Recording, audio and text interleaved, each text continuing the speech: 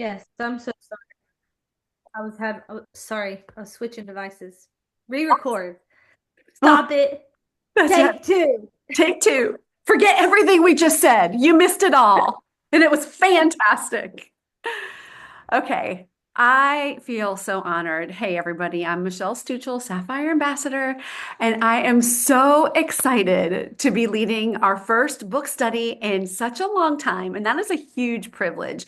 And one of the things that makes our team the best in Plexus, and we are the best team in Plexus, send in all humility, um, is that we grow together. We love to learn and we love to discuss and we love to grow. And one of the best ways we do this is through reading together and learning together and chewing on these things. And one of the things I love about this book in particular, and the theme of the book, The Power of One More by Ed Milet, and we get to see Ed Milet in Dallas in just a couple months, 2 months, is your life can change when you change your thinkings and you change your actions. And so my hope and prayer for this book study for each one of us is that we will change our thoughts and our actions and that things will change. So we're going to dig in. This book is so meaty. And I've just prayed because there's so much in these first two chapters. We could spend a week, 8 hours Stop. a day, just talking about identity. But we're going to dig in. I'm going to pull up my notes because I've got plenty of them. Okay, not those notes, not those notes, um, but these notes. Okay, let's talk about this first sentence. I don't know about you, but I've listened to the book twice. I've read, this is my second go round, but this always stops me dead in my tracks. And I want you to really hear this, okay? Hear this. You were not born to be average or ordinary, Mr. Milet says. You were born to do something great with your life. I know this about you. And then a couple sentences later, he says, you're a lot closer to changing your life than you think. You're one more meeting, one more conversation, one more message, one more event from changing your life. My first question to you, dear friends, how would your business look different if you believe this? And we open it up for discussion. So some of you, this is a new thing. We're not like totally, recapping If you don't everything. want your clothes to wrinkle, you should get them out of the dryer. Yes, can you get my clothes out of the dryer And if too? you don't want your clothes to sap, Very helpful. Because I got clothes in the dryer. Um, so we highlight some things and then we ask some questions. So this is a very discussion-oriented book study. So let me ask you, how would your business look different if you knew that you were not born to be average or ordinary, but you were born, God Almighty has something great for you to do with your life? How would your business look different? Will you repeat that question one more time, Michelle? Absolutely. Ed Milet says you are not born to be average or ordinary. You are born to do something great with your life. I know this about you. And then a couple sentences later, he says you're a lot closer to changing your life than you think. And then I put in, he goes, you're one more this, that from changing your life. You're one more meeting, one more conversation, one more message, one more event from changing your life. If you believed these two sentences, how would your business look different?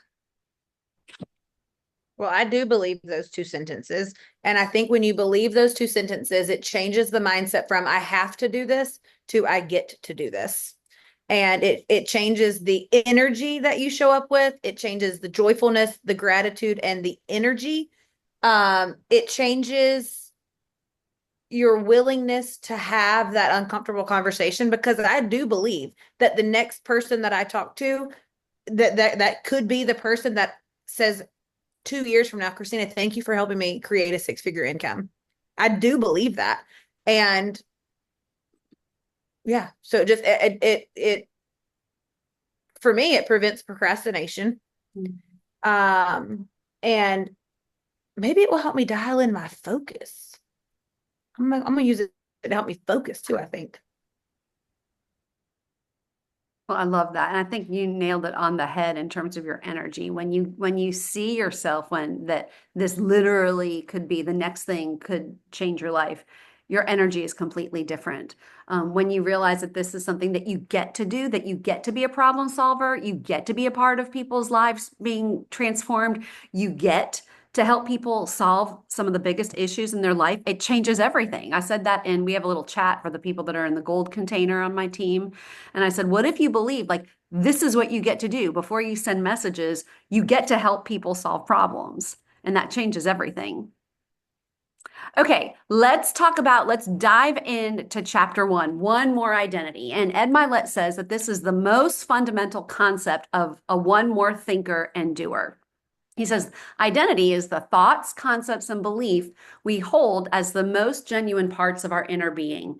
Deep inside, what you know, what's true about you. Okay. This sentence, he makes the point that your identity is shaped in early childhood. Um, and he says, well, this may be a question for self-reflection, or if some of you want to share, that's totally cool too. Are there any default settings that you have from your childhood that God could be calling you to rewrite?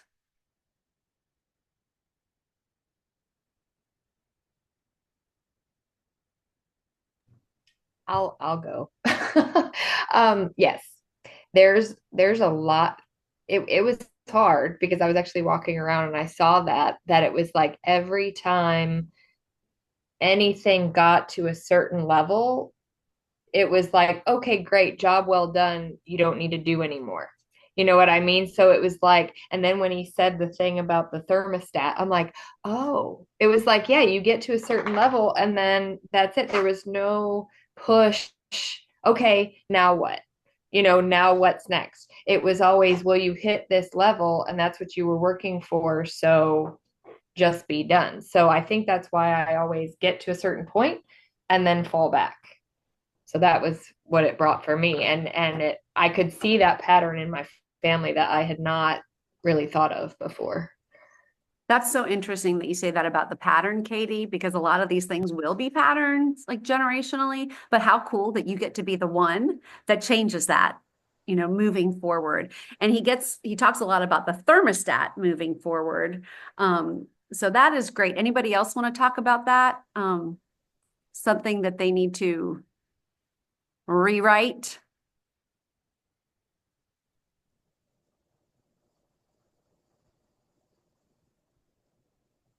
Well, here's the question that I literally, when I have it highlighted and when I was listening to it, I've listened to it twice over the past week to get ready for this sentence, I don't know if any of you guys shouted out loud, because I certainly did. Are you willing to sacrifice who you are for who you could be? Let that sink in. Are you willing to sacrifice who you are for who you could be? And then he talks about how the thermostat, remember, he talks about now that we're aware and we've got this internal thermostat, like Katie just talked about, we can change our identity once we become intentional about it. Okay, so thinking about your internal thermostat, that where it's currently set when it comes to your income, your rank, your influence, your identity, we unconsciously find a way to go back to our thermostat setting. A one more thinker, Milet says, won't use temporary setbacks as an excuse to create permanent failures. No victim mindset. You have the grit it takes to gravitate toward where you want your thermostat to be and eventually rise to that temperature.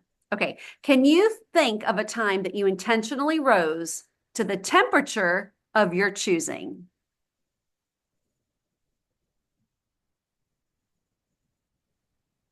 Can you say that again? Because I think I have an idea, but I want to make sure I'm right about what you're asking. Oh, I bet you are, Angela. Basically, can you think of a time that you made a decision, even though the past said one thing, your insecurities said one thing, but you decided that you were going to believe this and you moved forward?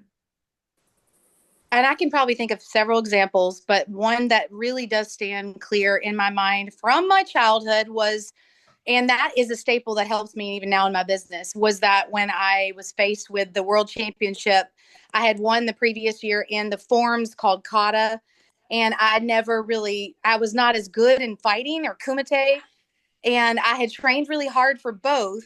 But I get to the world championship in Australia at 16 years old. I lost because of like a couple points off from getting it, and I was like, I have one more chance to win the world championship, and it has to be in kumite. And I just made a decision that I knew that I had everything in me training wise to do it. And I do know that there was a switch that went off in my mind. Like I literally believed, and I had been training. It wasn't just like a magic thing, there was training and there was all that, but my mindset told me I'm going to win, and I did, and I won it. And ever since then, like even with this business, there is something in me that's like, I'm going to go after this and I'm going to make this happen. I'm making the decision. And I've seen that happen over various things. So I think that was a powerful thing that my brain is defaulted in a good way to having that overcoming moment, I guess. That's awesome, Angela. And you have evidence so you can go back and see that. That's great. Anybody else? Anybody have an example in your business where you have adjusted to reach the new thermostat of your intention you're choosing? I feel like, Go ahead. oh, go ahead. Okay. All right. Well, am I still on? Yeah, go Can you ahead, hear me? Deborah. Okay. I feel like there were several ones because when I started the business, I was not on Facebook. I didn't really even like to talk on the phone. So I don't even know why I thought I could do this from the beginning. I mean, it was just crazy to even take the step. But I know one instance, I think it was after about a year and a half or so in the business where I just took this bold step and asked a person who is in leadership position in the county that I live in to come to lunch with me because I wanted to share, this gut health stuff with her. And, everybody knows her. She's this, big name in the county. And she came and we talked. And it was, for me, that was a pivotal moment in my business. Like, it just showed me I can do hard things. And it was like, because in my childhood, my dad would always kind of put me down like I couldn't do things. And he kind of would elevate my sister. And so I kind of grew up under that. And through Plexus, I've been able to kind of break that off and just some healing too. But that in my business specifically was huge. That is huge, Deborah. And I've seen that over and over and over again in your business, you overcoming hurdles, things that you thought you couldn't do, but you just dug down deep and said, absolutely, I can do it. And you continue to do it and break and smash your goals. I'm so proud of you. Okay, let me ask you all this. What would turning the thermostat up 1 degree look like in your daily actions and beliefs? Because you have to have both. It's almost on every page. Ed Milet says you have to have both. You have to have the thinking and the action. You have to have them in unison. So does anybody want to share what changing your thermostat by 1 degree higher, what would that look like? And what would you have to believe? So I'll take that one. That's where I am right now. Realizing in my business, I got to turn up a little bit more. And what it looks like in regards to action is just like you said, just the one more. So instead of, well, for me, I'll say it's been where I saw a pattern of putting it off till tomorrow. It's like, no, I'm not going to do that. And so that's keeping a promise to myself. And so I put other people in front of me or other things. And I think we talked about this many times, but I have regrets about that because I always think about the one more. There's no quit in me. And so for me, it's like, girl, what are you doing? Why would you say that? Because it doesn't work. And so just like, I don't know, like shaking myself to reality, like that's not what we do, so that's what it's looked like for me. I love that, Nina. And that's the perfect segue into self-confidence being different than identity. And he makes the point that, self-confidence is the ability to keep promises to yourself. And when we don't keep promises to ourselves, we are actually self-sabotaging. So we have to keep the right promises with ourselves and eliminate the negatives to create the environment where our self is confident, right? So how does confidence or lack thereof show up in your business?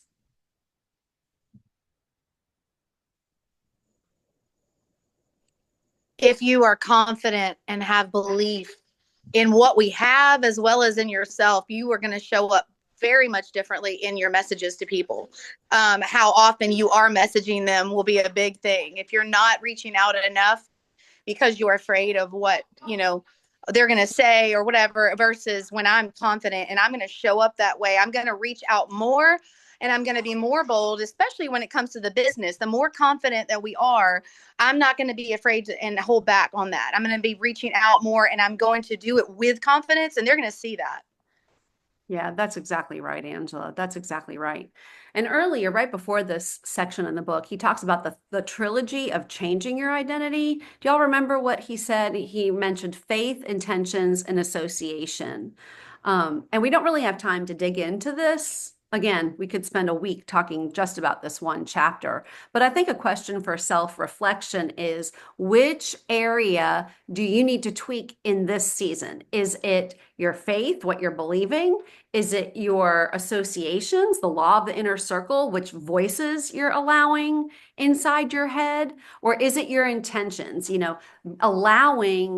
choosing to see that everything happens for you instead of to you? Go ahead and put in the chat which area you need to focus on in this season. Is it faith? Is it your intentions? Or is it your associations that you need to really focus on to change your identity? Go ahead and drop that in the chat. Awesome. I'm seeing a lot of intentions, faith, faith, faith, faith. Wow. Interesting. Okay. So here's the deal. We're talking a lot about identity, right? But as believers, and I'm a believer, a lot of the people on this team are believers, where we are getting our identity is from the scriptures. So it's not what your points say. It's not your rank. It's none of that. Your identity comes from what God's word says about you. And that is the number one thing that you need to be dwelling on. And because of that, and Ed Milet says this is part of the book study, that we have the DNA of the Most High God running through our veins. We were made to do great things, and we can move forward in confidence, knowing that we can commit our work to the Lord and He will bring it to pass. So I really encourage you, if these are areas that you struggle in, do a study on identity and really dig down deep into the scriptures. Okay, so now we're going to move on into chapter 2, one more, and living in your matrix. Okay, I love the matrix. I realize not everybody loves the matrix, and it's okay. We're not going to really talk about the matrix that much. But one of the things, he talks about the matrix, and he talks about the reticular activating system, which is basically the filter that reveals to you what's most important in your life. And those are the things basically that we just keep thinking about and we visualize, right? Over and over and over again. This is what shows, it's basically what we move towards because it's most familiar to us, right? And we can all see this come into play, right? You buy a white car and then all you see on the road is white cars, right? We gravitate towards familiar, okay? So one of the things he talks about is at the beginning of this chapter, to live a deeper life and really live the life that you want, we have to slow down our matrix. We have to slow down to actually reflect on what we want to be thinking about, right? So let me ask you, what do you do to help you slow down and reprogram the way you show up in your day-to-day work? Do any of you take time to slow down, or what do you do to train yourself what to look for?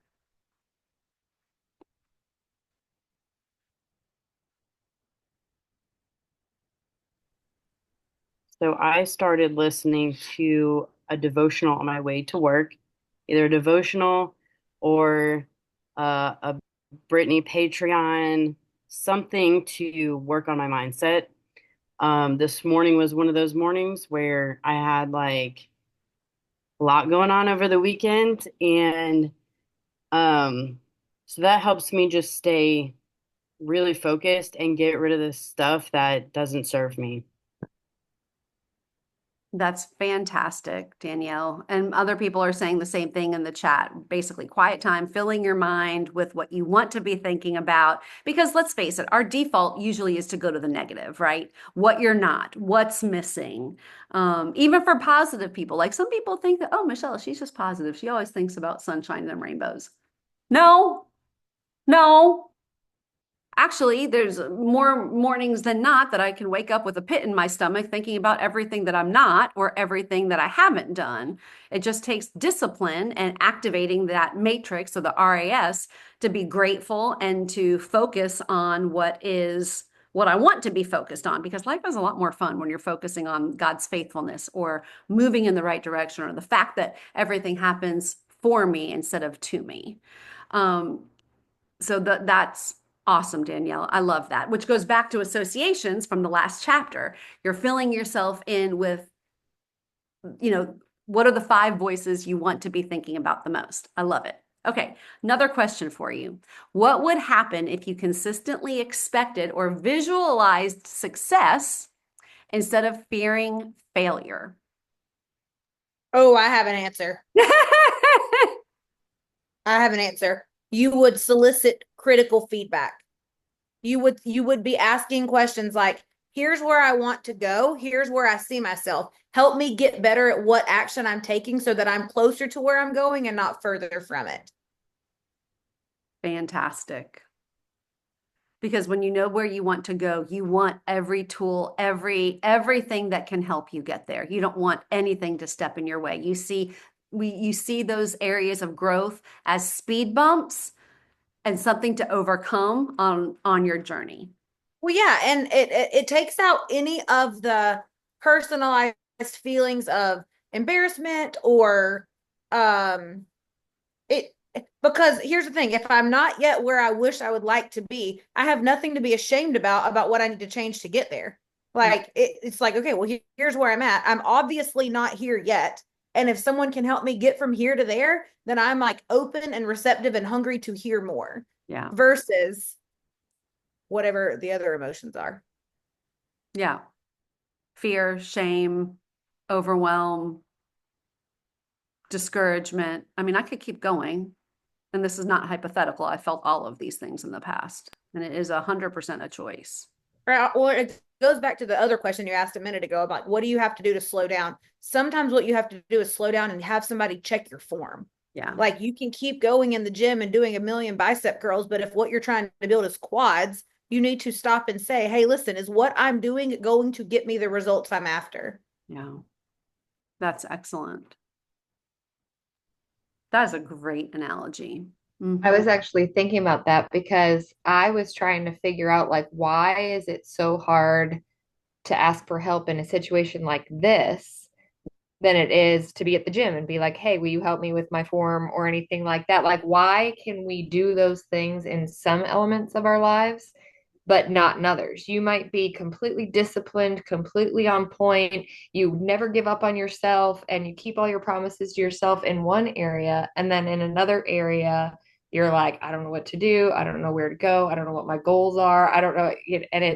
And I feel like in this, there's a lot more vulnerability that comes out when you know, if you build, you're going to also have to lead.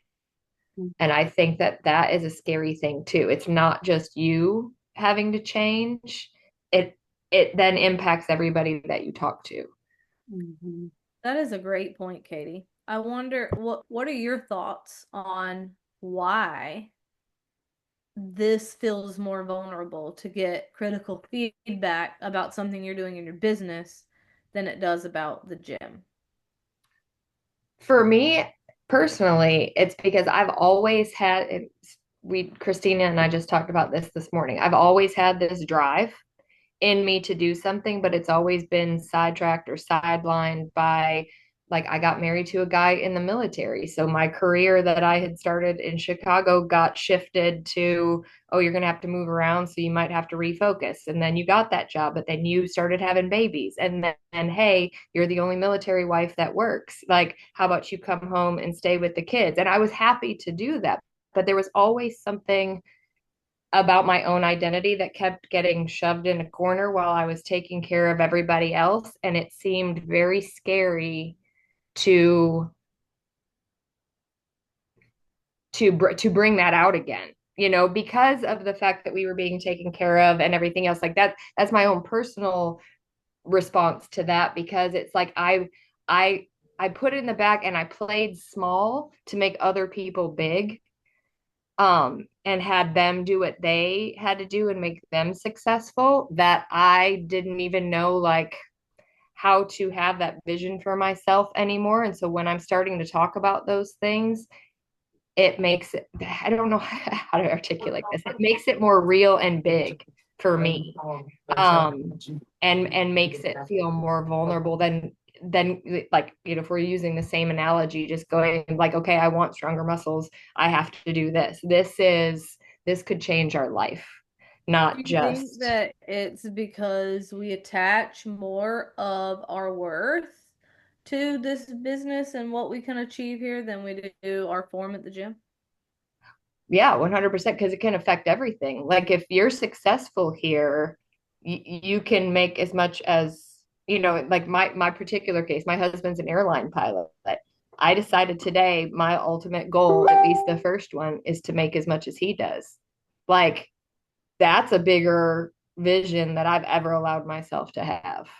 And that's a lot more impactful than going up 2 pounds on bicep weight. And it's a lot freaking scary. But I also want my kids to see that, yeah. Oh, yeah. Christina just said in the chat, the gym is about me and my effort. This requires me to count on other people and their effort. And I don't count on people very easily.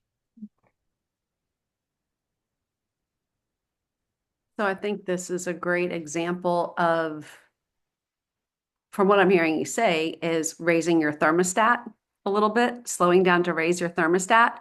So, and I think we can all relate to this. We all have areas where we need to raise our thermostat, right? Whether it's this big dream for an income goal or being able to attract a business builder or, fill in the blank. What does it look like? I mean, having to slow down, right? Slow down to speed up and think through, how am I going to change my thermostat? What is that anchor thought that I need to employ? And then what are the actions that are going to correspond with that thought so that they can move forward in unison, the thought and the action, because one without the other, it will fall flat. But that takes slowing down and intentionality. And he says that over and over and over again, which I absolutely love, because our brain is programmable. That is what you want to upload today. You've got to be intentional about it, about your future, your business, your habits, your thoughts. And then spend the time on the visualization of it, because the more we visualize it, the more we see it, the more we're going to be looking for it, the more familiar it becomes, the more we're going to see the opportunities, because it becomes more familiar. And for those of you that have read Switch on Your Brain, the more it's being ingrained, and the crevices get deeper, because you are basically giving your brain more feedback. So that is a great, great, great point. And go ahead, Katie, we're going to say something? No? Okay. So I think that's a great place for us. It's already 8:30 and I barely scratched the surface of chapter 2. Let me look at my notes very quickly.